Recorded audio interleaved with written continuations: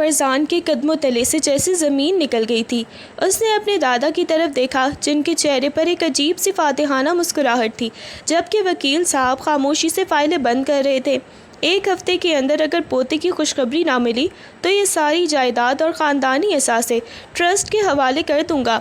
دادا کے الفاظ کمرے میں کسی ہتھوڑوں کی طرح گونجے۔ فرزان جو اب تک اپنی انا کے حصار میں بند بے فکر زندگی گزار رہا تھا، اس بات سے حواس باختہ ہو گیا۔ اس کا چہرہ غصے سے سرخ ہو گیا اور ماتھے پر بھی عرقی انفعال چمکنے لگا۔ اس نے غصے میں آ کر میز پر رکھا ہوا گلاس دیوار پر دے مارا، جس کے ٹکڑے فرش پر بکھر گئے، لیکن دادا کے ماتھے پر بل تک نہ آیا۔ فرزان کو محسوس ہوا جیسے اس کی پوری سلطنت، اس کا غرور اور اس کی طاقت سب ایک پل میں ہی اس کے ہاتھوں سے ریت کی طرح پھسل رہی ہے۔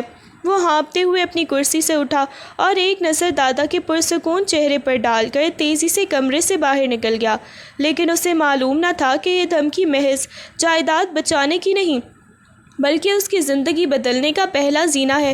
فرزان نے لڑکھڑاتے ہوئے قدموں کے ساتھ اپنی کرسی سنبھالی اور وکیل کی طرف دیکھا، جس کی آنکھوں میں ہمدردی نہیں بلکہ پیشہ ورانہ سنجیدگی تھی۔ وکیل نے ایک بھاری بھرکم سیاہ رنگ کی فائل اس کے سامنے کھول کر رکھ دی۔ فرزان صاحب، آپ کے دادا نے یہ وصیت تبھی مرتب کر دی تھی جب آپ کی شادی ابرش سے طے پائی تھی۔ وکیل کی انگلی اس مخصوص شق پر رکی ہوئی تھی جس کے الفاظ فرزان کی بصارتوں کو چیر رہے تھے۔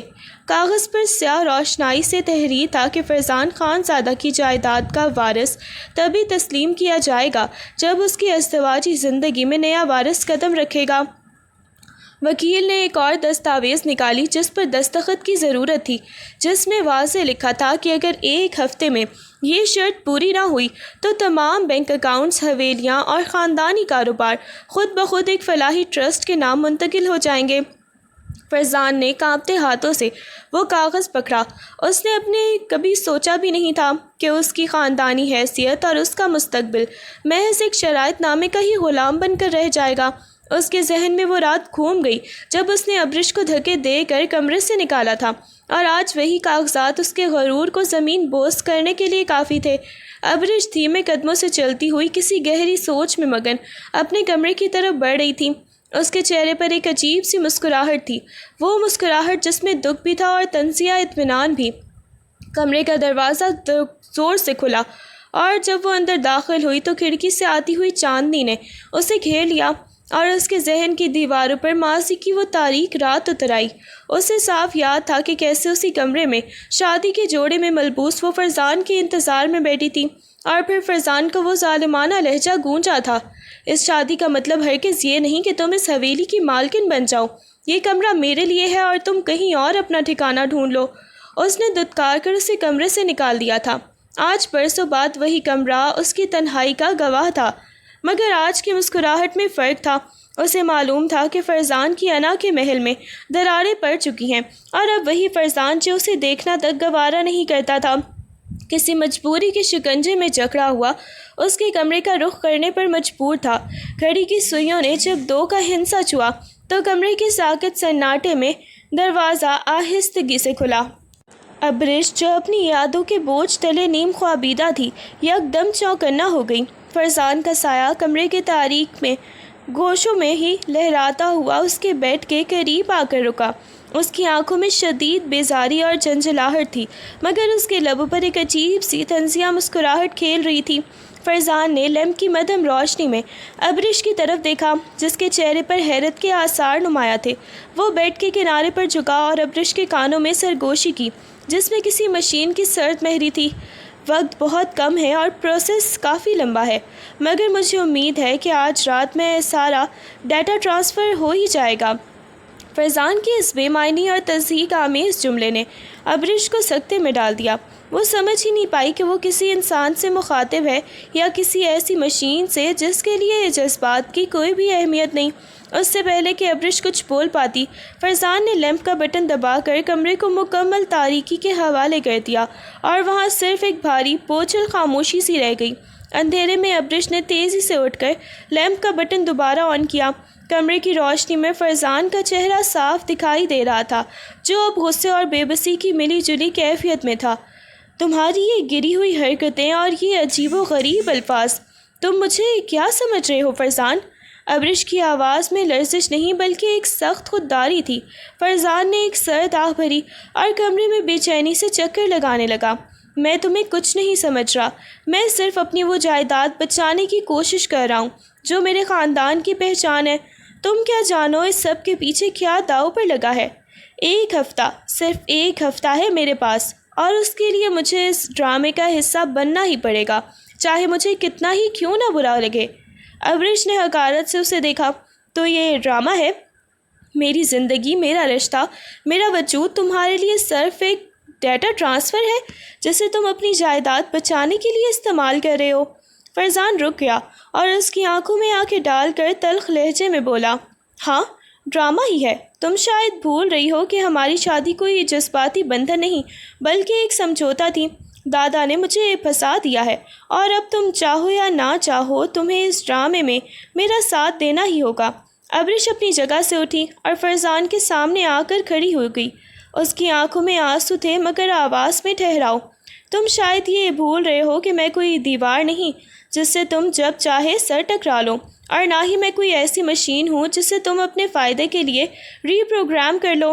اگر تمہیں اپنی جائیداد اتنی ہی پیاری ہے تو جاؤ خود اسے بچاؤ، میں تمہاری اس انا کے کھیل کا حصہ نہیں بنوں گی۔ فرزان نے غصے میں اپنا ہاتھ دیوار پر دے مارا۔ تم نہیں جانتی ابرش، یہ صرف ایک جائیداد کی بات نہیں ہے، اس کے پیچھے ایک بہت بڑی سازش ہے جو مجھے ختم کر دے گی، اور تم میری آخری امید ہو۔ ابرش نے اسے تیکھی نظروں سے دیکھا۔ امید؟ تم نے مجھے میری شادی کی رات ہی دفن کر دیا تھا فرزان، اب تم مجھ سے امید کی لاش مانگ رہے ہو؟ صبح کی سنہری دھوپ ڈائننگ ہال میں داخل ہو رہی تھی مگر میز پر بیٹھے دو افراد کے درمیان ماحول برف کی طرح ٹھنڈا تھا۔ دادا اپنی کرسی پر براجمان اطمینان سے چائے کا گھونٹ لے رہے تھے اور ان کی نظریں فرزان اور ابرش کے درمیان کے فاصلے کو ناپ رہی تھیں۔ آج ناشتہ کرنے کا مزہ ہی کچھ اور ہے جب گھر میں رونق ہو، دادا نے مسکرا کر کہا، گویا وہ دونوں کے درمیان کل رات کی طوفانی بحث سے پوری طرح بے خبر ہوں۔ فرزان نے پلیٹ کی طرف دیکھتے ہوئے دانت پیستے ہوئے سرد لہجے میں کہا، جی دادا، آپ کی خوشی ہی سب سے اہم ہے۔ اس کے الفاظ میں ایک مصنوعی پن تھا جو کانوں کو چبھ رہا تھا۔ ابرش نے چائے کا کپ اٹھایا، اس کے ہاتھ ہلکے سے کانپ رہے تھے لیکن اس نے اپنی نظریں اٹھا کر دادا کو دیکھا۔ جی دادا، گھر میں سکون ہو تو سب کچھ اچھا لگتا ہے۔ اس کی آواز میں ایک ایسی تلخی تھی جسے صرف فرزان ہی سمجھ سکتا تھا۔ دادا نے ابرش کی طرف دیکھتے ہوئے اپنا ہاتھ اس کے سر پر رکھا۔ تم سمجھدار ہو ابرش، میں جانتا ہوں کہ تم فرزان کا خیال رکھو گی۔ فرزان نے فوراً اپنی کرسی پیچھے کھسکائی۔ کرسی کے فرش پر رگڑنے کی سخت آواز پورے ہال میں گونجی۔ مجھے دفتر کے لیے دیر ہو رہی ہے۔ فرزان نے ابرش کو ایک بار بھی دیکھے بغیر کھڑے ہوتے ہوئے کہا۔ ابرش نے کرسی پر بیٹھے بیٹھے سرد مہری سے فرزان کی پیٹھ کو دیکھا اور پھر دادا کی طرف دیکھ کر ایک مصنوعی سی مسکراہٹ سجائی۔ جی دادا، میں کوشش کروں گی کہ فرزان کی تمام ضروریات کا خیال رکھ سکوں۔ اس نے ضروریات کے لفظ پر زور دیا جس سے فرزان کے قدم ایک لمحے کے لیے تھم گئے۔ دادا کے لبوں پر ایک فاتحانہ مسکراہٹ پھیل گئی جبکہ فرزان بغیر مڑے وہاں سے تیزی سے باہر نکل گیا۔ وہ دونوں جانتے تھے کہ یہ محض ایک خونی جنگ کا آغاز ہے جس میں ہر جملہ ایک وار کی طرح ہے۔ فرزان اپنے آفس کے کیبن میں بیٹھا ہوا تھا۔ سامنے اس کا دوست اور آئی ٹی ماہر زہیب لیپ ٹاپ پر کچھ کوڈز ترتیب دینے میں مگن تھا۔ فرزان نے اپنی کرسی گھمائی اور کھڑکی سے باہر دیکھتے ہوئے بیزاری سے پوچھا، زہیب، اگر کسی سسٹم میں کوئی ایرر آ جائے تو کیا اسے فارمیٹ کیے بغیر ٹھیک کرنا ممکن ہے؟ میرا مطلب ہے ایک ایسا رشتہ جو صرف دکھاوے پر چل رہا ہو، اسے لوگوں اور خاص کر کے دادا کے سامنے کیسے نارمل دکھاؤں؟ زہیب نے اپنی اینک درست کی اور مسکرا کر فرزان کی طرف دیکھا۔ بھائی، تم تو جس بات کی بات کر رہے ہو میں تو صرف ڈیجیٹل حل جانتا ہوں، لیکن سن، کسی بھی سسٹم کو چلانے کے لیے یوزر انٹرفیس UI کا اچھا ہونا ضروری ہے۔ لوگ وہی دیکھتے ہیں جو تم انہیں دکھاتے ہو۔ فرزان نے ناک بھویں چڑھائیں۔ مطلب؟ کیا میں ابرش کے سامنے بھی وہی ایکٹنگ کروں جو سب کے سامنے کر رہا ہوں؟ ایکٹنگ نہیں، برانڈنگ، زہیب نے مشورہ دیا۔ تم دونوں کو ایک دوسرے کے ساتھ پبلک اپیئرنس دینی ہوگی، سوشل میڈیا ہو یا فیملی گیدرنگ۔ تمہارا بالی ووڈ لینگویج ایسا ہونا چاہیے کہ دنیا کو لگے کہ تم ایک دوسرے کے لیے ہی بنے ہو۔ چھوٹے چھوٹے اشارے جیسے تقریب میں اس کا ہاتھ تھامنا یا کسی بات پر اس کی طرف دیکھ کر مسکرا دینا، یہ سب ڈیٹا ہے جو لوگ فیڈ کر رہیں گے۔ جب سب مان لیں گے کہ تم خوش ہو تو دادا کا پریشر خود بخود کم ہو جائے گا۔ فرزان نے گہری سانس لی۔ یہ سب کتنا گھٹیا لگتا ہے، میں ایک آزاد انسان ہوں اور اب ایک مجبور اداکار بن چکا ہوں۔ زہیب نے کندھے اچکائے۔ دیکھ فرزان، جائیداد اور آزادی میں سب ایک کو چننا ہی پڑتا ہے۔ اگر وہ لڑکی ابرش تمہاری بات مان رہی ہے تو اسے اپنا پلے بیک کا حصہ بنا لو، اسے وہ سب دو جو وہ توقع کرتی ہے، صرف دکھاوے کے لیے۔ بس اپنے سسٹم کے لاگ صاف رکھنا تاکہ کسی کو بھی شک نہ ہو کہ اندرونی طور پر سب کچھ کریش ہو چکا ہے۔ فرزان نے زہیب کی بات پر سر ہلایا، مگر اس کے دل میں ایک خلش سی تھی۔ کیا یہ دکھاوا سچ میں کام کرے گا یا یہ جھوٹ اس کی شخصیت کو ہی بدل کر رکھ دے گا؟ گھر کے سب سے آخری کونے میں واقع چھوٹے سے کمرے میں ابرش اپنی ماں کی دھندلی سی تصویر کو سینے سے لگائے بیٹھی تھی۔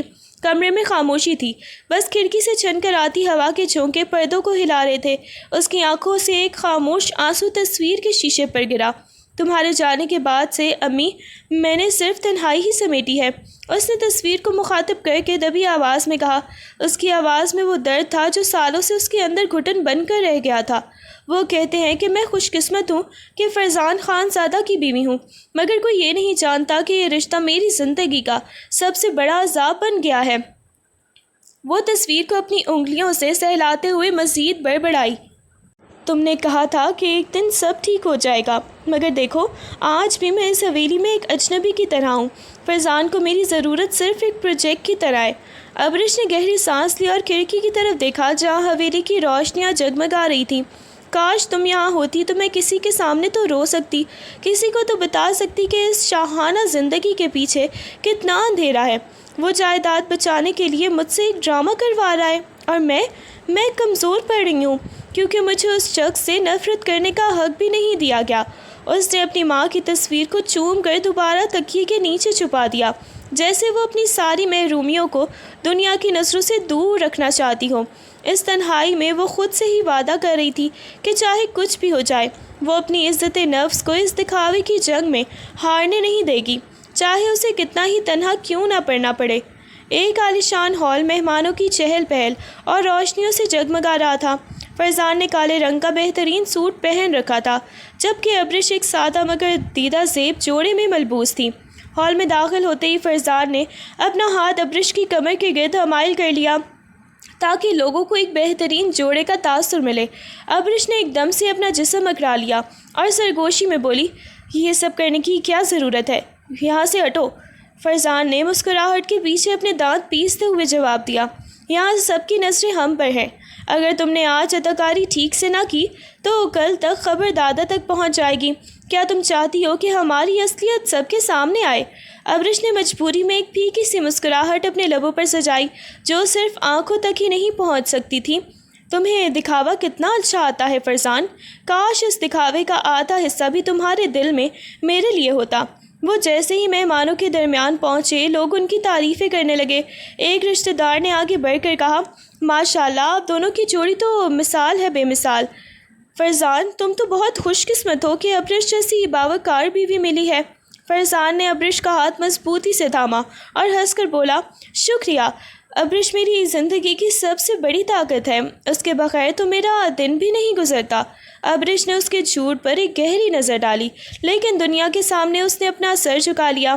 جب وہ تھوڑا سا الگ ہوئے تو فرزان نے سرگوشی کی، دیکھا یہ پرفیکٹ پرفارمنس تھی، بس اسی طرح جاری رکھو، کچھ دن کی بات اور ہے۔ ابرش نے ٹھنڈی سانس لی، تمہیں تو اس طرح مسکرا کر ملنا چاہیے اس جھوٹ کو اتنی سچائی سے بولنے کے لیے۔ وہ وہاں سے ہٹ گئی، لیکن فرزان اسے بازو سے پکڑ کر واپس اپنے پاس لے کر آیا جیسے وہ اس کا کوئی موہرا ہو۔ تقریب سے واپسی پر موسم کا مزاج یک دم ہی بدل گیا۔ آسمان پر بادلوں کا گرجنا اور تیز بارش نے سڑکوں کو ویران کر دیا تھا۔ فرزان گاڑی ڈرائیو کر رہا تھا، اس کا غصہ ابھی تک بھی ختم نہیں ہوا تھا کہ اچانک گاڑی کے انجن سے ایک عجیب سی آواز آئی اور وہ جھٹکا کھا کر ہی رک گئی۔ فرزان نے اسٹیئرنگ پر زور سے ہاتھ مارا، لعنت، اس وقت ہی گاڑی بھی خراب ہونی تھی۔ اس نے گاڑی سے اتر کر بونٹ کھولا تو دیکھا کہ دھواں نکل رہا تھا۔ تیز بارش میں وہ مکمل بھیگ گیا تھا۔ واپس گاڑی میں آ کر بیٹھتے ہی وہ بری طرح ہانپ رہا تھا۔ ابرش نے اپنی سیٹ پر سمٹتے ہوئے ٹھنڈی نظروں سے اسے دیکھا۔ اب کیا ہوگا؟ سڑک پر کوئی گاڑی بھی نظر نہیں آ رہی۔ ابرش نے دبی ہوئی آواز میں پوچھا۔ فرزان نے موبائل چیک کیا۔ سگنل 0 ہیں اور اس طوفان میں کوئی مکینک بھی نہیں آئے گا۔ ہمیں یہیں پوری رات گزارنی ہوگی۔ ابرش کے چہرے پر ایک عجیب سی لرزش پیدا ہوئی۔ پوری رات یہاں اس ویرانے میں؟ فرزان نے سیٹ پیچھے کی اور آنکھیں بند کرتے ہوئے بولا، ہاں، کوئی راستہ نہیں ہے اور زیادہ بولنے کی ضرورت نہیں ہے۔ یہ صرف ایک اور چیلنج ہے جسے ہمیں ساتھ مل کر ہی برداشت کرنا ہے۔ ابرش نے کھڑکی سے باہر بارش کے پانی کو بہتے ہوئے دیکھا۔ اس کی آواز میں ایک ٹھہراؤ تھا۔ تم ہمیشہ سب کچھ چیلنج ہی کیوں سمجھتے ہو؟ کبھی کبھی حالات کو ویسے ہی قبول کرنا سیکھو۔ فرزان نے آنکھیں کھولیں اور ابرش کی طرف دیکھا جس کے بال چہرے پر بکھرے ہوئے تھے۔ قبول کرنا میری فطرت میں نہیں ہے ابرش۔ میں چیزوں کو ٹھیک کرنا جانتا ہوں، انہیں ٹوٹتے ہوئے دیکھنا نہیں۔ اور اس وقت ہم دونوں اس ٹوٹتی ہوئی گاڑی میں پھنس چکے ہیں جو ہماری زندگی کا بہترین استعارہ ہے۔ دونوں خاموش ہو گئے۔ گاڑی کے اندر کا درجہ حرارت کم ہو رہا تھا، لیکن ان کے درمیان کا فاصلہ اب بھی اتنا ہی تھا جتنا پہلے تھا، مگر اس بارش نے باہر کی دنیا سے انہیں مکمل طور پر کاٹ کر رکھ دیا تھا۔ گاڑی کے اندر ٹھنڈ اس قدر بڑھ گئی تھی کہ دونوں کا بیٹھنا محال ہو گیا تھا۔ فرزان گاڑی سے باہر نکلا اور چھتری کھول کر ابرش کی طرف کا دروازہ کھولا۔ یہاں مزید رہنا بے وقوفی ہے، سامنے ایک چھوٹا سا شیڈ نظر آ رہا ہے، وہاں چلتے ہیں۔ ابرش ہچکچاتے ہوئے باہر نکلی تو بارش کا تیز جھونکا اس کے چہرے سے ٹکرایا۔ فرزان نے چھتری کو ایسے تھاما کہ ابرش مکمل طور پر محفوظ رہے۔ دونوں اس چھوٹے سے شیڈ کی طرف بڑھے جہاں کا فاصلہ محض چند قدم کا تھا، مگر وہ قدم ایک عجیب سی کشش لیے ہوئے تھے۔ بارش کی آواز میں کسی اور کی آواز کی گنجائش ہی نہیں تھی۔ شیڈ کے نیچے کھڑے ہو کر فرزان نے چھتری بند کی تو اس کے کندھے ابرش کے کندھے سے چھو گئے۔ فرزان کے اندر ایک نامانوس سی تھرتھراہٹ دوڑی۔ یہ وہی ابرش تھی جس سے وہ گھنٹوں دور رہنا چاہتا تھا، مگر اس وقت اس کا وجود اسے اپنی ہی طرف کھینچ رہا تھا۔ ابرش نے اپنی بھیگی ہوئی پلکیں چپکائیں تو فرزان کی نظریں اس کے چہرے پر جم گئیں۔ خاموشی اتنی گہری تھی کہ ان کے دھڑکتے ہوئے دلوں کی آوازیں بھی سنائی دے رہی تھیں۔ شیڈ کی مدھم روشنی میں فرزان نے پہلی بار ابرش کی آنکھوں میں گہرائی سے جھانکا۔ ہمیشہ کی طرح اس کی نظریں ابرش کی اداکاری کو پکڑنے کے لیے تھیں، بلکہ اس کے اندر چھپے ہوئے کسی درد کو ڈھونڈنے کے لیے ہی تھیں۔ ابرش نے سر جھکانا چاہا تو فرزان نے غیر ارادی طور پر اس کا ہاتھ تھام لیا۔ وہ آنکھیں جنہیں فرزان نے ہمیشہ سے پتھر سمجھا تھا، آج اسے کسی گہرے سمندر کی طرح لگ رہی تھیں جن میں محرومیاں تیر رہی تھیں۔ فرزان نے محسوس کیا کہ ابرش کی خاموشی میں کوئی شکایت نہیں، بلکہ ایک ایسی اداسی ہے جو شاید اس کے فرزان کے دیے ہوئے زخموں کی وجہ سے تھی۔ تم ہمیشہ اتنی خاموش کیوں رہتی ہو ابرش؟ فرزان کی آواز میں پہلی بار کوئی بھی طنز نہیں، بلکہ ایک خالص سوال تھا۔ ابرش نے نگاہیں اٹھا کر فرزان کو دیکھا تو اس کی آنکھوں میں نمی تھی۔ تم نے کبھی سننے کی کوشش کی ہی کب ہے فرزان؟ تم نے تو بس اپنے حساب سے مجھے ایک کردار دیا ہوا ہے۔ فرزان کو اس لمحے احساس ہوا کہ اس نے ابرش کو کتنا اکیلا چھوڑ رکھا ہے۔ وہ اداسی جو فرزان کو پہلے صرف ایک دکھاوا لگتی تھی، آج اسے اس کی اپنی ہی روح کا عکس دکھائی دی۔ پہلی بار اسے محسوس ہوا کہ وہ جس شخص کو مہرہ سمجھ کر استعمال کر رہا تھا، وہ تو خود اپنی زندگی کی جنگ میں تنہا لڑ رہی تھی۔ اگلے دن جب سورج کی کرنیں حویلی کے صحن میں اتریں تو ابرش اپنے کمرے سے باہر نہ آ سکی۔ ملازمہ کی اطلاع دینے پر جب فرزان کمرے میں داخل ہوا تو ابرش بیڈ پر بے سود پڑی تھی۔ اس کا چہرہ بخار کی شدت سے تپ رہا تھا اور سانسیں اکھڑی اکھڑی تھیں۔ فرزان نے اسے پکارا مگر اس کی طرف سے کوئی جواب نہ ملا۔ ایک لمحے کے لیے فرزان کے اندر کا وہ سرد انسان لرز اٹھا، اس کے ماتھے پر پسینے کے قطرے نمودار ہوئے۔ اس نے فوراً ڈاکٹر کو بلایا، جس نے بتایا کہ رات کی بارش میں بھیگنے اور شدید ذہنی تناؤ کی وجہ سے اس کی قوت مدافعت جواب دے گئی ہے۔ فرزان کے ذہن میں وہ سین گھوم گیا جب اس نے کل رات اسے شیڈ کے نیچے ٹھنڈ میں کھڑا دیکھا تھا۔ اس کے اندر ایک عجیب سی بے چینی پیدا ہو گئی۔ وہ خود کو مجرم محسوس کرنے لگا۔ پورے گھر میں فرزان کی بھاگ دوڑ سے ایک ہلچل مچی ہوئی تھی۔ اس نے اپنی تمام تر مصروفیات ایک طرف رکھ دیں، یہاں تک کہ دادا کے سامنے بھی وہ کسی اور موڈ میں ہی تھا۔ رات کے 2 بج رہے تھے۔ کمرے میں لیمپ کی دھیمی روشنی ابرش کے زرد چہرے پر پڑ رہی تھی۔ فرزان کرسی کھینچ کر اس کے سرہانے بیٹھ گیا۔ اس کا ہاتھ ابرش کی پیشانی پر موجود ٹھنڈی پٹی کو بار بار بدل رہا تھا۔ ابرش نیم غنودگی کی حالت میں کبھی کبھی بڑبڑاتی، جس سے وہ اکثر ہی اپنی ماں کو ہی یاد کرتی۔ فرزان اسے غور سے دیکھ رہا تھا۔ اسے آج ابرش کی شخصیت میں وہ انا، وہ خودداری اور وہ تلخی کہیں نظر نہیں آ رہی تھی۔ بس ایک معصوم سا وجود دکھائی دے رہا تھا جو اس کے ستم سہ سہ کر تھک چکا تھا۔ اس نے آہستہ سے ابرش کا ہاتھ اپنے ہاتھ میں لیا اور اسے گرمائش دینے کی کوشش کی۔ میں نے تمہیں کتنی تکلیف دی ہے نا؟ فرزان نے دبی ہوئی آواز میں خود سے کہا۔ اس کے سخت دل کی دیواریں پہلی بار اس درد کے سامنے پگھل رہی تھیں۔ وہ جو کل تک اسے صرف ایک ڈیٹا سمجھ رہا تھا، آج اسے اپنی زندگی کا سب سے قیمتی اثاثہ محسوس ہو رہا تھا۔ اس نے پوری رات آنکھ نہیں جھپکی، بس ابرش کے پاس بیٹھ کر اس کی سانسوں کو بحال ہوتے ہوئے دیکھتا رہا، اور اس دوران اس کے دل میں نفرت کی جگہ ایک نامعلوم سی فکر نے لے لی تھی۔ صبح کی پہلی کرن کھڑکی کے پردوں سے چھن کر کمرے میں داخل ہوئی تو ابرش کی پلکیں لرزیں۔ اس نے آنکھیں کھولیں تو سر میں شدید درد محسوس ہوا، مگر اس سے زیادہ اسے اپنے ہاتھ پر کسی کی گرفت کا احساس ہوا۔ اس نے گردن موڑ کر دیکھا تو فرزان وہیں کرسی پر سر ٹکائے سو رہا تھا۔ ابرش سکتے کے عالم میں اسے دیکھتی رہی۔ کیا یہ وہی فرزان ہے جس نے اسے کبھی نہ کبھی اپنا ماننا تو دور اپنے کمرے میں جگہ دینا بھی گوارا نہیں کیا تھا؟ اس کے دل کی دھڑکنیں تیز ہو گئیں۔ وہ ابھی حرکت کرنے ہی والی تھی کہ فرزان کی آنکھ کھل گئی۔ اس نے فوراً اپنا ہاتھ پیچھے کھینچ لیا، مگر فرزان کی نظریں اسے ہی دیکھ رہی تھیں۔ فرزان نے آنکھیں ملی اور سیدھا بیٹھتے ہوئے تشویش سے پوچھا، اب کیسا محسوس کر رہی ہو؟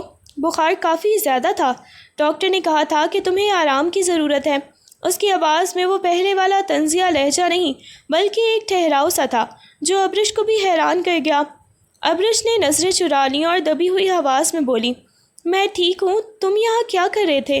تمہیں تو آرام کی ضرورت ہوگی۔ فرزان نے مسکرا کر پانی کا گلاس اس کی طرف بڑھایا۔ آرام؟ میں نے کل رات کافی کچھ سیکھا ہے ابرش۔ کبھی کبھی انسان خود کو بہت طاقتور سمجھتا ہے، مگر حقیقت میں وہ کتنا ہی کمزور ہوتا ہے، یہ تب ہی معلوم ہوتا ہے جب اپنوں کو تکلیف میں دیکھیں۔ ابرش نے گلاس تھاما، اس کے ہاتھ اب نہیں کانپ رہے تھے۔ تم پہلی بار کسی مجبور انسان کی طرح نہیں، بلکہ ایک انسان کی طرح ہی بات کر رہے ہو۔ فرزان نے کرسی آگے کی اور ابرش کی طرف دیکھتے ہوئے کہا، میں نے تمہیں ہمیشہ ایک رکاوٹ سمجھا، ایک ایسی ذمہ داری جو دادا نے مجھ پر مسلط کی تھی، لیکن کل رات جب تم اس بخار میں اپنی ماں کو پکار رہی تھی تو مجھے احساس ہوا کہ میں نے تمہیں صرف ایک کردار دیا تھا، تمہیں کبھی بھی انسان سمجھنے کی زحمت ہی نہیں کی۔ میں معافی مانگنے کے لیے الفاظ نہیں ڈھونڈ پا رہا تھا، مگر اتنا ضرور کہہ سکتا ہوں کہ اب میں تمہیں کبھی بھی اس تکلیف سے نہیں گزرنے دوں گا۔ ابرش کی آنکھوں میں نمی تیر آئی۔ اس نے پہلی بار کوئی جوابی وار نہیں کیا تھا، ہلکا ہلکا سا سر ہلایا۔ اس کمرے میں جہاں پہلے صرف نفرت اور انا کی گونج تھی، آج پہلی بار کسی مانوس سکون نے ڈیرا ڈالا تھا۔ ان کے درمیان کوئی بحث نہیں تھی، بس ایک خاموش سمجھوتا تھا جس کی بنیاد اب نفرت پر نہیں بلکہ ایک دوسرے کے وجود کو تسلیم کرنے پر رکھی جا رہی تھی۔ ناشتے کی میز پر آج ایک عجیب سا سکون تھا جو پہلے کبھی نہ تھا۔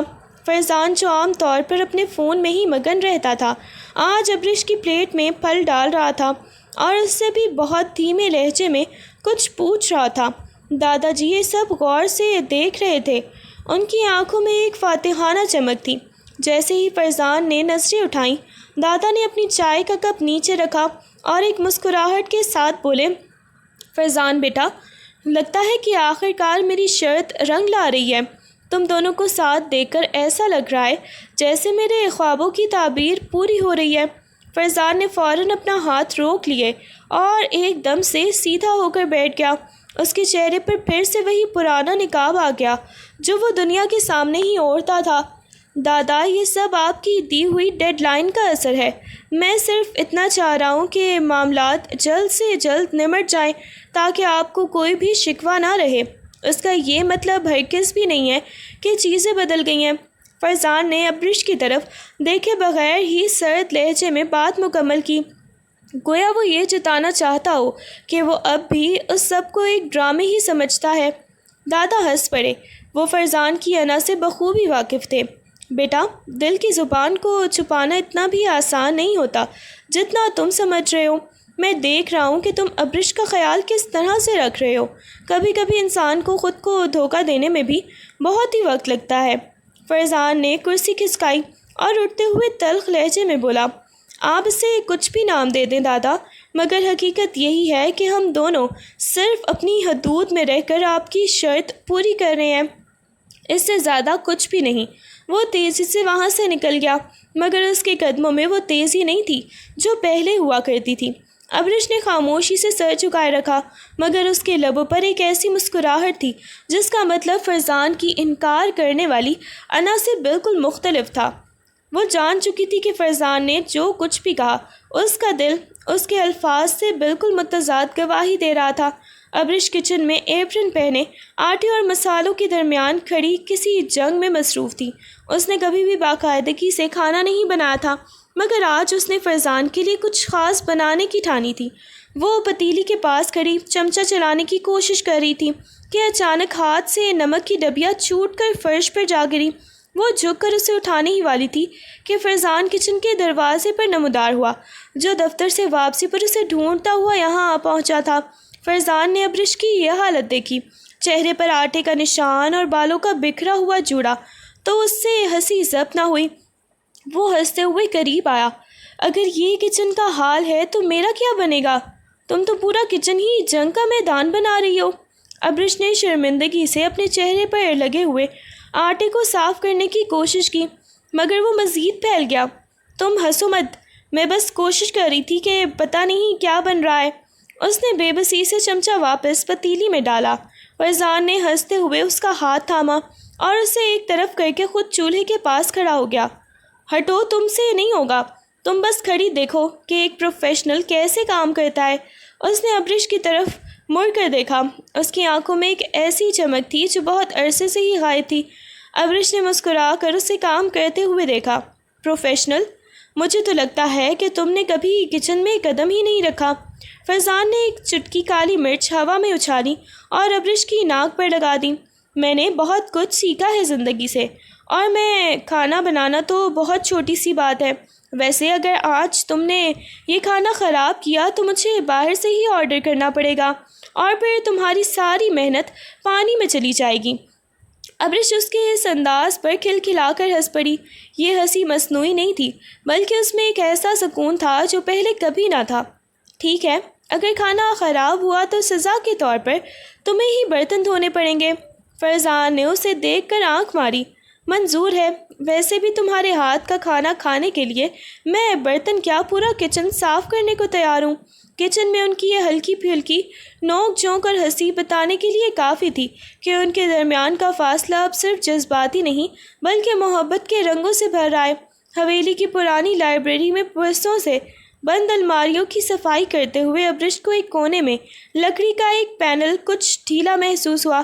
تجسس میں اس نے جب اسے ہٹایا تو پیچھے سے ایک چھوٹی سی خفیہ دراز تھی جس میں برسوں سے دھول میں اٹی ہوئی ایک پرانی فائل اور کچھ کاغذات رکھے تھے۔ ابرش نے جب وہ کاغذات کھول کر دیکھے تو اس کی سانسیں جیسے تھم سی گئیں۔ وہ فرزان کے والد کے دستخط شدہ کچھ خطوط اور ایک ڈائری تھی جس میں حادثے سے چند دن پہلے کی رودات لکھی تھی۔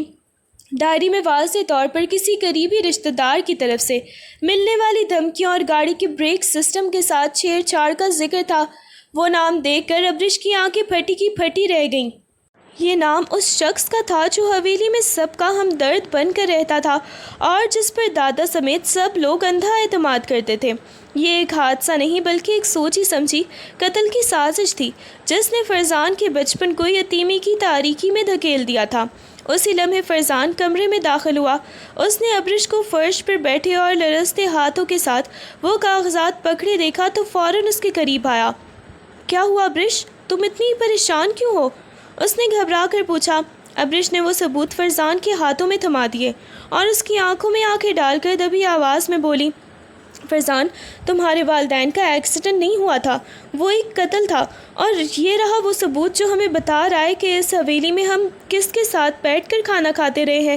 فرزان نے جب وہ تحریر پڑھی تو اس کا چہرہ غصے سے سفید پڑ گیا۔ اس کے ہاتھ بھی لرزنے لگے، مگر اس نے اپنے آپ کو سنبھال لیا۔ اس نے ابرش کی طرف دیکھا جس کی آنکھوں میں آج ہمدردی اور عزم تھا۔ تم نے یہ سب تلاش کر کے میری آنکھیں کھول دی ہیں ابرش، فرزان کی آواز میں ایک ٹھہراؤ تھا۔ اب ہم اس سچائی کے پیچھے نہیں چھپیں گے، اب ہم اس دشمن کا مقابلہ کریں گے۔ اس لمحے ان کے درمیان کا وہ فاصلہ مکمل طور پر ختم ہو گیا جو اب تک انا اور شک کی وجہ سے تھا۔ انہوں نے خاموشی سے ایک دوسرے کا ہاتھ تھاما، ایک مشترکہ دشمن کے خلاف جنگ کا آغاز کرنے کے لیے، جہاں اب شک کی نہیں بلکہ بھروسے کی گنجائش تھی۔ فرزان اور ابرش نے جب مزید تحقیقات کی تو انہیں معلوم ہوا کہ دادا کو سب اس سازش کا علم تو تھا، مگر وہ ثبوتوں کے بغیر بھی بے بس تھے۔ دادا نے فرزان کے گرد یہ شرط اور جائیداد کا گھیرا اس لیے تنگ کیا تھا تاکہ فرزان گھر سے باہر نکل کر حقیقتوں کا سامنا کرے اور اس دشمن کو پہچان سکے جو اسے اپنی ہی نظروں کے سامنے تباہ کر رہا تھا۔ اس لمحے فرزان کو سمجھ آیا کہ دادا کی سخت گیری نفرت نہیں بلکہ ایک بوڑھے انسان کی وہ آخری کوشش تھی جو اپنے پوتے کو اس بھیڑیے سے بچانا چاہتا تھا جس نے ان کے والدین کی جان لے لی تھی۔ یہ سچائی جان کر فرزان اندر سے ٹوٹ گیا۔ وہ گھر کے لان میں اکیلا بیٹھا تھا کہ ابرش وہاں آئی۔ فرزان نے اسے دیکھتے ہی نظریں چرا لیں اور سرد لہجے میں بولا، تم جانتی ہو ابرش، میں کتنا بڑا احمق رہا ہوں۔ میں نے اپنی انا، اپنی خود غرضی اور اس جائیداد کی دوڑ میں کتنے ہی قیمتی رشتے اور وقت برباد کیا۔ تم نے اور دادا نے مجھے سنبھالا جبکہ میں تمہیں صرف تکلیف دیتا رہا۔ ابرش نے اس کے قریب ہونا چاہا تو فرزان فوراً کھڑا ہو گیا اور ایک قدم پیچھے ہٹ گیا۔ نہیں ابرش، اب میں تمہارے قریب نہیں آ سکتا۔ میں نے تمہارے ساتھ جو سلوک کیا، جو تلخ باتیں کی اور تمہیں اس جعلی رشتے میں جس طرح جکڑے رکھا، میں اس کا حقدار نہیں ہوں۔ تم اب آزاد ہو، اس ڈرامے سے بھی اور مجھ سے بھی۔ اس کی آواز میں گہری شرمندگی تھی۔ وہ خود کو ابرش کے لیے ایک بوجھ سمجھنے لگا تھا اور اس کے دل میں یہ خیال بیٹھ گیا تھا کہ وہ ابرش کے قابل نہیں ہے۔ وہ ابرش کو خود سے دور کر کے اسے اس تکلیف سے بچانا چاہتا تھا جو اس کے ساتھ رہ کر وہ روز سہتی تھی۔ ابرش نے فرزان کی پیٹھ کے پیچھے کھڑے ہو کر اسے غور سے دیکھا۔ اس کے کندھے اس کے پچھتاوے کے بوجھ سے جھکے ہوئے تھے۔ وہ آہستہ سے اس کے قریب پہنچی مگر اسے چھونے کی ہمت نہ کر سکی۔ فرزان، تم اب بھی وہی غلطی کر رہے ہو جو شروع دن سے کر رہے ہو۔ ابرش کی آواز میں گہری ٹھنڈک اور ہمدردی تھی۔ تم نے محبت اور رشتے کو بھی ایک حساب کتاب اور شرط سمجھ لیا ہے۔ تم سمجھتے ہو کہ اگر تم نے مجھے دور کر دیا تو تم سچے ثابت ہو جاؤ گے، مگر محبت کوئی تجارت نہیں ہے کہ تم نقصان اٹھا کر اسے ختم کر دو۔ فرزان کی آنکھیں بند تھیں، اس کے جبڑے سختی سے بھینچے ہوئے تھے مگر وہ خاموش ہی رہا۔ اسے محسوس ہو رہا تھا کہ اگر اس نے ایک لفظ بھی کہا تو اس کے اندر کا سارا ضبط ٹوٹ جائے گا۔ ابرش نے بات جاری رکھی، دادا نے جو کیا وہ ان کی مجبوری تھی، لیکن تم جو کر رہے ہو یہ تمہاری اپنی انا ہے۔ تم میری آزادی کی بات کر رہے ہو۔ فرزان، میں اس دن آزاد ہو گئی تھی جب میں نے اس حویلی میں قدم رکھا تھا، لیکن میری خوشی اس بندھن میں ہے جسے تم ڈرامہ کہتے تھے۔ تم خاموش کیوں ہو؟ کیا سچائی کا پتہ چلنے کے بعد بھی تم مجھے اتنا بھی حق نہیں دیتے کہ میں تمہارے ساتھ کھڑی ہو سکوں؟ فرزان نے مڑ کر ابرش کی طرف دیکھا۔ اس کی آنکھوں میں ایک ایسی ویرانی تھی جو ابرش کا دل ہی چیر گئی۔ وہ ابھی کچھ نہیں بولا، صرف ایک گہری لرزہ خیز خاموشی اس کے ارد گرد حصار بن کر کھڑی تھی۔ اس کی خاموشی ابرش کے لیے کسی بھی بحث سے زیادہ تکلیف دہ تھی، کیونکہ اس میں فرزان کی شکست اور اس کا خود کا دور کر لینے کا فیصلہ صاف جھلک رہا تھا۔ وہ اسے سمجھانا چاہتی تھی کہ محبت میں شرطیں نہیں ہوتی، لیکن فرزان اپنی ہی ذات کے قرب میں قید تھا۔ حویلی کے ڈرائنگ روم میں تلخی اپنے عروج پر تھی۔ فرزان کی مسلسل خاموشی اور خود کو دور رکھنے کی ضد نے ابرش کے صبر کا پیمانہ لبریز کر دیا تھا۔ ابرش نے اپنی الماری سے ایک سوٹ کیس نکالا اور اس میں اپنے کپڑے ٹھونسنے لگی۔ فرزان دروازے پر کھڑا اسے یہ سب کرتے دیکھ رہا تھا۔ اس کا چہرہ بے تاثر تھا مگر مٹھیاں سختی سے بھینچی ہوئی تھیں۔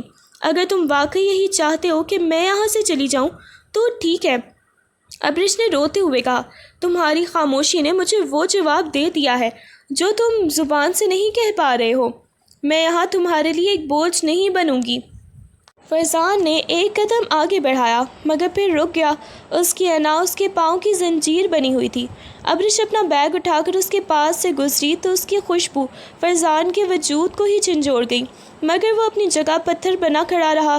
اس رات حویلی کی خاموشی پہلے سے کہیں زیادہ گہری اور وحشت ناک تھی۔ اگلے ہی دن ابرش اپنے پرانے گھر کے بوسیدہ کمروں میں تھی، جہاں ہر چیز اسے اس کے ماضی کی محرومیوں کی یاد دلا رہی تھی۔ وہاں کا ماحول اس کی تنہائی کا عکاسی کر رہا تھا، مگر وہ اس تنہائی کو اس گھٹن سے بہتر سمجھتی تھی جو اسے فرزان کے پاس محسوس ہوتی تھی۔ ادھر حویلی میں فرزان کی زندگی کا ہر لمحہ ایک عذاب بن گیا تھا۔ وہ دفتر جاتا، فائلیں دیکھتا اور لوگوں سے ملتا، مگر اس کے اندر ایک عجیب سا خالی پن تھا۔ اسے ہر جگہ ابرش کی جھلک نظر آتی، کبھی ڈائننگ ٹیبل پر، کبھی کچن میں اور کبھی کبھی لائبریری کے کونوں میں۔ اس کا کمرہ جو کبھی اسے اپنی ملکیت لگتا تھا اب ایک قید خانے کی طرح لگ رہا تھا۔ رات کو جب وہ بستر پر لیٹتا تو اسے وہ خالی جگہ شدت سے محسوس ہوتی جہاں ابرش ہوا کرتی تھی۔ اسے سمجھ آ گیا تھا کہ جس جائیداد اور انا کو بچانے کے لیے اس نے ابرش کو کھویا تھا وہ سب اب بے معنی ہو چکے تھے۔ اس خالی پن نے اسے احساس دلایا کہ وہ صرف ایک گھر سے نہیں بلکہ اپنی روح کے ایک ٹکڑے سے ہی دور ہو گیا ہے۔ فرزان کے لیے وہ دن کسی طویل صدی کی طرح گزرا۔ حویلی کی ہر دیوار، ہر گوشہ اور ہر شے ابرش کی غیر موجودگی کی گواہی دے رہی تھی۔ اس نے دن بھر خود کو کام میں مصروف رکھنے کی ناکام کوشش کی، مگر اس کا دھیان بار بار اس خالی کرسی کی طرف چلا جاتا جہاں ابرش ناشتے کے وقت بیٹھتی تھی۔ اس نے شدت سے محسوس کیا کہ جسے وہ اپنی زندگی کا ایک معمولی سا حصہ سمجھ کر نظر انداز کر رہا تھا، دراصل وہی اس کی زندگی کی اصل رونق تھی۔ جب رات کو تنہائی کے سائے گہرے ہوئے تو فرزان کو یہ تلخ حقیقت سمجھ آ گئی کہ جائیداد اور وقار کی تمام تر عمارتیں ابرش کے بغیر بے جان پتھروں کے سوا کچھ نہیں ہیں۔ اس کے دل میں وہ خالی پن اب ایک ایسے طوفان کی شکل اختیار کر چکا تھا جو اس کی انا کی تمام دیواروں کو گرا چکا تھا۔ اگلے ہی دن فرزان ایک گلاب کا گلدستہ لیے ابرش کے پرانے گھر کے دروازے پر کھڑا تھا۔ اس کے دل کی دھڑکنیں بے قاعدہ تھیں۔ اس نے دروازہ کھٹکھٹایا تو ابرش سامنے آئی۔ اسے دیکھ کر ابرش کی آنکھوں میں حیرانی اور پھر ایک گہری اداسی پھیل گئی۔ فرزان نے گلدستہ آگے بڑھایا اور جھک کر بولا، ابرش، میں یہاں اپنی انا کو دفن کرنے آیا ہوں۔ میں جانتا ہوں کہ میں نے بہت دیر کر دی ہے، لیکن تمہارے بغیر میری زندگی ایک بے معنی سسٹم کی طرح ہے۔ پلیٹ فارم پر واپسی کا ایک موقع تو مجھے بھی ملنا چاہیے۔ ابرش نے گلدستے کی طرف دیکھا، پھر فرزان کی آنکھوں میں، جس میں آج وہ پچھتاوا تھا جو اس نے پہلے کبھی بھی نہیں دیکھا تھا۔ اس نے ایک گہری سانس لی اور پیچھے ہٹتے ہوئے دھیرے سے کہا، فرزان، شاید تم اب بدل گئے ہو، لیکن میرے دل کے زخم ابھی اتنے تازہ ہیں کہ میں تمہارے ساتھ دوبارہ اس سفر پر نہیں نکل سکتی۔ تم نے مجھے جس مقام پر کھڑا کر کے چھوڑا تھا وہاں سے واپسی بہت ہی مشکل ہے۔ مجھے معاف کرو، میں اس بار تمہارے ساتھ نہیں آ سکتی۔ اس کے لہجے میں کوئی غصہ نہیں تھا، صرف ایک تھکا دینے والی حقیقت تھی جس نے فرزان کو پتھر کا بنا کر رکھ دیا تھا۔ فرزان کے ہاتھ سے گلدستہ آہستہ سے نیچے فرش پر گر گیا۔ اس نے ابرش کے انکار کو اپنی شکست سمجھنے کی بجائے اسے اپنی روح کی ٹوٹ پھوٹ کا ایک آخری مرحلہ سمجھا۔ وہیں اس چھوٹے سے صحن میں فرزان کے قدم لڑکھڑائے اور وہ گھٹنوں کے بل ہی بیٹھ گیا۔ اس کی آنکھوں سے آنسو رواں تھے، وہ آنسو جو برسوں کی انا، خود غرضی اور نقاب پوشی کے نیچے دبے ہوئے تھے۔ تم ٹھیک کہہ رہی ہو ابرش، اس نے بھاری آواز میں ہچکیاں لیتے ہوئے کہا۔ میں نے تمہیں تکلیف دی، تمہیں استعمال کیا اور اپنے تکبر کی دیواروں میں تمہیں قید رکھا۔ آج جب میں نے تمہیں کھو دیا ہے تو مجھے سمجھ آیا کہ میری پوری شخصیت، میرا غرور سب اس خالی پن کے سامنے کتنا بے معنی ہے۔ یہ میری انا کی مکمل شکست ہے ابرش۔ میں تمہیں کھو کر خود کو پا نہیں سکا بلکہ ہمیشہ کے لیے بکھر گیا ہوں۔ اس کے کندھے اس کے رونے سے لرز رہے تھے۔ وہ ایک ایسا منظر تھا جہاں خانزادہ خاندان کا طاقتور وارث ایک کمزور انسان کی طرح اپنی شکست تسلیم کر رہا تھا۔ ابرش جو اپنے لبوں کو سختی سے بھینچے کھڑی تھی فرزان کی اس حالت پر پگھل گئی۔ اس نے آگے بڑھ کر فرزان کے سر پر ہاتھ رکھا جس میں اب نفرت کی جگہ صرف رحم اور پرانی محبت کا احساس تھا۔ میں نے تمہیں معاف کیا فرزان، اس نے دبی ہوئی آواز میں کہا۔ اس کے اپنے آنسو بھی رخساروں پر بہہ رہے تھے۔ لیکن یاد رکھنا، میں اب وہ لڑکی نہیں ہوں جو تمہاری ہر ڈکٹیشن پر ناچے گی۔ میں تمہارے ساتھ چلوں گی، تمہاری شرطوں پر نہیں مگر بلکہ اپنی مرضی اور اپنی عزت نفس کے ساتھ۔ تم مجھے اب مجبور نہیں کر پاؤ گے۔ اب ہم دونوں ایک دوسرے کے ساتھی بن کر رہیں گے، مالک اور نوکر یا پھر کوئی بھی کردار بن کر نہیں۔ اگر تم یہ شرط مانتے ہو کہ میں ایک آزاد انسان کے طور پر تمہارے گھر لوٹوں گی، تبھی یہ رشتہ آگے بڑھے گا۔ فرزان نے سر اٹھا کر ابرش کی طرف دیکھا جس کی آنکھوں میں اب ایک نئی چمک اور پختہ ارادہ تھا۔ اس نے اس کا ہاتھ تھاما اور سر ہلا کر وعدہ کیا، کیونکہ اس لمحے اسے سمجھ آ گیا تھا کہ اصل فتح ابرش کو قابو کرنے میں نہیں بلکہ اسے اس کی مرضی کے ساتھ پانے میں تھی۔ حویلی کی فضاؤں میں ایک نیا سکون اتر آیا تھا۔ فرزان اور ابرش نے اپنے رشتہ دار کو اور اپنے رشتے کو بھی ایک نئے موڑ پر لا کھڑا کیا تھا، جہاں روب اور دکھاوے کی جگہ اب دوستی نے لے لی تھی۔ اب فرزان اسے حکم نہیں دیتا تھا بلکہ ہر معاملے میں اس کی رائے کو اہمیت دیتا تھا۔ شام کے وقت وہ لان میں بیٹھ کر گھنٹوں باتیں کرتے، نہ جائیداد کی نہ شرطوں کی، بلکہ اپنے پسندیدہ ادیبوں، زندگی کے فلسفوں اور ان چھوٹی چھوٹی خوشیوں کی جو انہوں نے برسوں سے نظر انداز کر رکھی تھی۔ فرزان نے اپنی مصروف زندگی سے وقت نکال کر ابرش کو اس کی لکھائی اور مطالعے میں مدد کرنا شروع کر دی تھی۔ یہ ایک ایسی شروعات تھی جس میں خاموشی بھی بولتی تھی اور ہر لفظ میں ایک دوسرے کے لیے احترام تھا۔ اسی دوران دادا کی طبیعت تیزی سے گرنے لگی۔ ایک شام جب وہ اپنی چارپائی پر نیم دراز تھے، انہوں نے فرزان اور ابرش کو اپنے قریب بلایا۔ ان کی آنکھیں جن میں کبھی سختی ہوا کرتی تھی اب ایک عجیب سی نرمی تھی، ان دونوں کو ہی دیکھ رہی تھی۔ انہوں نے اپنے وکیل کو بلا کر اپنی وصیت میں تبدیلی کروائی۔ میں نے تم پر سختی صرف اس لیے کی تھی کہ تم دونوں ایک دوسرے کی قدر جان سکو، دادا نے لڑکھڑاتی ہوئی آواز میں کہا۔ آج جب میں تم دونوں کو ایک ساتھ دیکھ رہا ہوں تو مجھے اپنی زندگی کے سب سے بڑے مشن کی کامیابی نظر آ رہی ہے۔ اب یہ جائیداد کسی شرط کی محتاج نہیں، یہ تم دونوں کی مشترکہ ملکیت ہے۔ فرزان نے دادا کا ہاتھ تھاما اور ابرش کی طرف دیکھ کر مسکرایا، جس میں اب کوئی بھی ڈرامہ نہیں بلکہ ایک سچی خوشی تھی۔ چند دنوں بعد جب حویلی میں سوگ کا سما تھا، دادا اس دنیا سے رخصت ہو گئے۔